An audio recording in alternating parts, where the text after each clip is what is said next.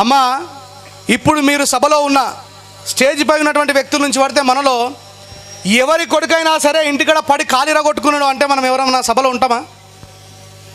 బాబాసాహెబ్ అంబేద్కర్ గారు ఒక్క కొడుకు, ఇద్దరు కొడుకులు, ముగ్గురు కొడుకులు, ఒక్క కూతురు కూడా చనిపోయింది. ఒక చిన్న సంఘటన చెప్పి ముగిస్తా. బాబాసాహెబ్ అంబేద్కర్ గారికి చాలా ఇష్టమైనటువంటి కొడుకు గంగాధర్. బాబాసాహెబ్ అంబేద్కర్ గారు ఎన్నో చదువులు చదువుకొని వచ్చిన తర్వాత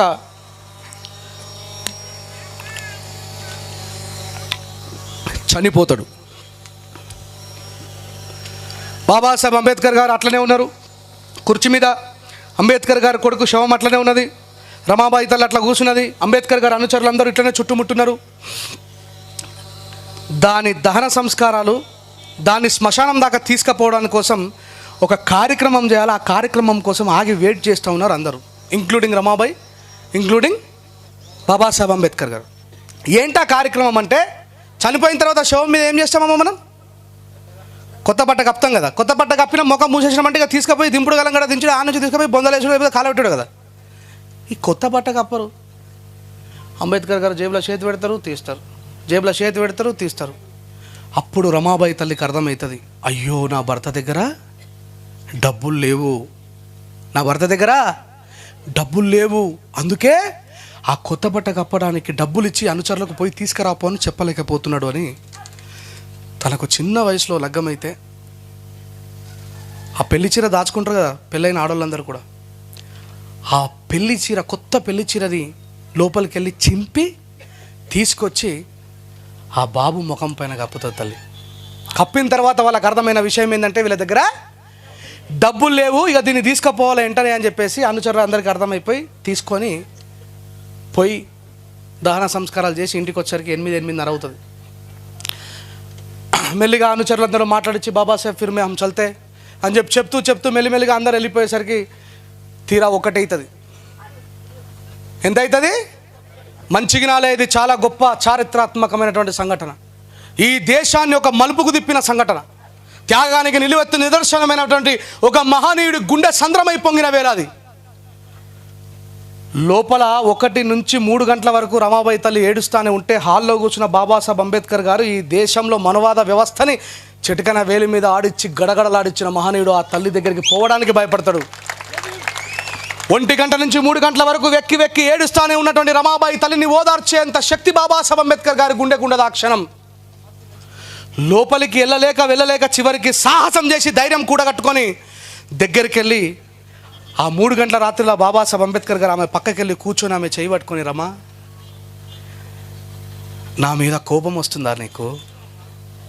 నా మీద కోపం వస్తుందా రమా నీకు అంటే, ఆ నిండా కన్నీళ్లు పెట్టుకున్నటువంటి ఆ కళ్ళతో ఒక్కసారి బాబాసాహెబ్ని చూస్తే బాబాసాహెబ్ ఒక్కసారి నేల వైపు ముఖాన్ని వేస్తాడు భయపడి. ఎందుకు అడుగుతున్నావు సాహెబ్ అట్లా అని ఆ రమాబాయి తల్లి అడిగితే, ఒక అసమర్థుని పెళ్లి చేసుకున్నాను అనుకుంటున్నావా? కనీసం పిల్లలకు అన్నం పెట్టలేక హ్యూమినిటీ లోపంతోనే చచ్చిపోయినటువంటి పిల్లల్ని కనిపించిందని చెప్పేసి బాధపడుతున్నావా?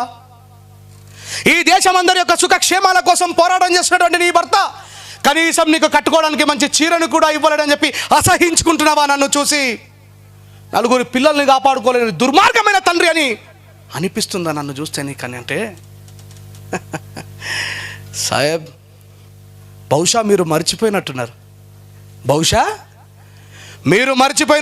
మీరు ఏ వంశం నుంచి అయితే, ఏ సైనికుడి కుటుంబం నుంచి అయితే పుట్టినరో అదే సైనికుడి కుటుంబం నుంచి పుట్టొచ్చిన దాన్ని నేను చనిపోయినా మీ ఆశయానికి ఎప్పుడు అడ్డు రాను. మిగిలిన ఈ ఒక్క బిడ్డ చనిపోయినా మీ ఆశయానికి అడ్డును రాను. కానీ తల్లిని కదా సాహెబ్, 1, 2, 3, 4 పిల్లల్ని మోసి కని చేతులారా చంపుకున్నా కదా. ఈ నిస్సహాయతను చూసి ఏం చేయాలో అర్థం కావట్లేదు సాహెబ్ నాకు. నేను మిమ్మల్ని నిందించాలా, ఈ సమాజాన్ని నిందించాలా, ఈ ప్రకృతిని నిందించాలా, దేవుని నిందించాలా? ఏం పాపం చేశానని చెప్పేసి కనీసం నేను కరెక్ట్ పౌష్టికాహారం తినుంటే నా రొమ్ములో నుంచి పాలు వచ్చాయి, నా రొమ్ములో నుంచి వచ్చిన పాలు తాగితే ఆ పిల్లలు హ్యూమినిటీ లేకుండా చనిపోకుండా ఉండేవాళ్ళు. అయినా సాహెబ్, ఈ దేశంలోని ప్రజలందరూ ఒకనాడు సుఖక్షేమాలతో బ్రతికినాడు మనల్ని గుర్తు చేసుకుంటారు, వాళ్ళే మన బిడ్డలు అని చెప్పి మాట్లాడింది ఆ తల్లి. నిజంగానే మనం గుర్తు చేసుకుంటున్నామా? మనలో ఎంతమందికి అంబేద్కర్ తెలుసు, ఆయన భార్య రమాబాయి తెలుసా? రమాబాయి గురించి బాబాసాహెబ్ అంబేద్కర్ గారిని ఒక లండన్ రచయిత్రి అడుగుతుంది, mister Ambedkar what about Ramabai అని చెప్పి మాట్లాడినాడు. ఈ ప్రపంచంలో హేమాహేమిలతో పోరాడిన నేను, జ్ఞానంలో ఎవరినైనా సరే మిడుసులు కిందికి దింపించిన నేను, నా ముందు నిలబడి నిర్భయంగా మాట్లాడాలంటే కూడా 1కి 10 సార్లు ఆలోచించే వాళ్ళని ఉచ్చబోపించిన నేను, ఈ దేశంలో స్వతంత్రం కావాలా, నీ దేశం కావాలంటే ఈ దేశానికి స్వతంత్రం కావాలని అడిగిన నేను, ఈ దేశం కావాలని జాతి కావాలంటే ఈ దేశం స్వతంత్రంలో నా జాతి ఉండాలని కోరుకున్న నేను నా భార్య గురించి మాట్లాడలేను. ఎందుకంటే నా జీవితంలో నేను ఎవరికన్నా అన్యాయం చేశానంటే అది నా భార్యకి. కేవలం నా వల్ల దుఃఖాన్ని మాత్రమే అనుభవించిందంటే అది నా భార్య. ఎవరి పట్లైనా ఇన్నెగ్లిజెన్స్గా నేను ఉన్నానంటే కారణం నా భార్య. నా వల్ల కేవలం దుఃఖాన్ని అనుభవించిన ఏకైక వ్యక్తి ఈ భూమి మీద నా భార్య. నేను ఒకవేళ క్షమాపణ చెప్పుకోవాల్సి వస్తే నిర్భయంగా నా గుండెల నిండా క్షమాపణలు 2 చేతులు జోడించి వేడుకుంటే అది నా భార్యకే అని మాట్లాడిండు డాక్టర్ బాబాసాహెబ్ అంబేద్కర్ గారు. మిత్రులారు, 75 సంవత్సరాల స్వాతంత్రం తర్వాత బాబాసాహెబ్ అంబేద్కర్ గారు ఈరోజు మన నల్లమల వస్తే ఆయన త్యాగం ఎప్పుడు తెలవాలి, ఆయన చేతులు పట్టుకున్న రాజ్యాంగం ఎప్పుడు తెలవాలి, ఆయన ఈ దేశం కోసం 4 పిల్లల్ని ఓలగొట్టుకున్న సంగతి ఎప్పుడు తెలవాలి, ఇందిరాగాంధీ గారికి ఈ దేశంలో గుళ్ళోకే రానియాలని ఇందిరాగాంధీ గారిని పార్లమెంట్లోకి ఆహ్వానించిన మహనీయుడు డాక్టర్ బాబాసాహెబ్ అంబేద్కర్ అని చెప్పి ఆమెనే మాట్లాడిందన్న సంగతి ఎవరు చెప్పాలి మనకు? అందుకే నిరంతరం అంబేద్కరిజంతో పాటు ప్రయాణం చేయండి.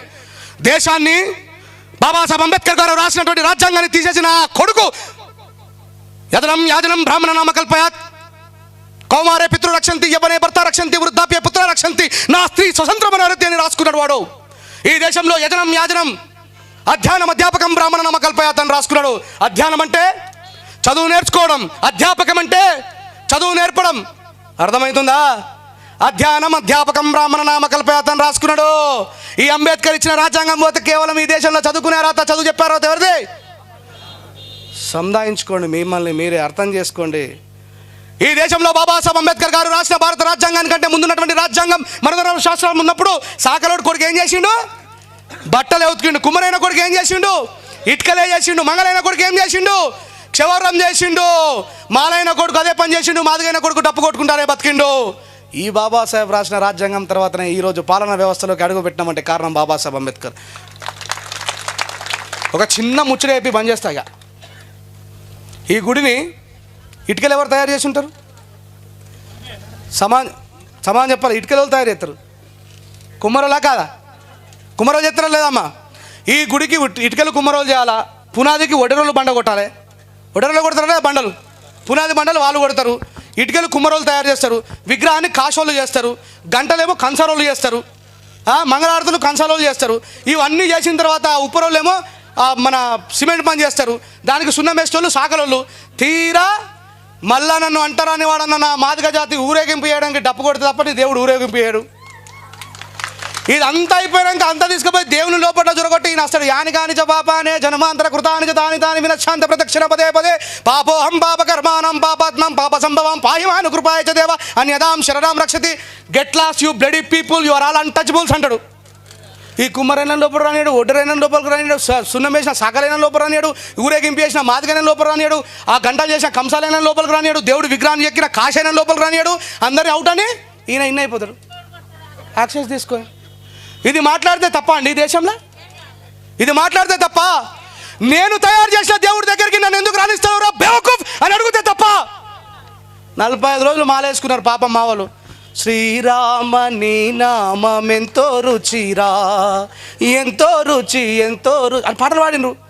మాల మాది వాళ్ళకి వాయిస్ మంచిగా ఉండదు. ఈ కళ్ళు కళాకారులు రా, అద్భుతమైన కళాకారులు అని మేము పాట పాడినంతసేపు జోజోలు కొడుతుంది, అన్నీ ఎత్తిరి. లాస్ట్కి అయితే మేము బువ్వ పెట్టగానే చిచ్చి అన్టచబుల్స్ అంటున్నటువంటి ఫుడ్ నా కొడక ఈ దేశంలో లక్షలాది ఎకరాల భూమిని దున్నుతున్నది నా తండ్రులపై. ఈ నేల మీద చెమట చిందిస్తున్నటువంటి కాశ్మీర్ నుంచి కన్యాకుమారి వరకు నా తల్లుల చెమట లేకుండా ఈ భూమి మీద ఏ పంట కూడా వండది. మీకు నిజంగా వివక్షత ఉంటే మేము పండించిన పంట తినకుండా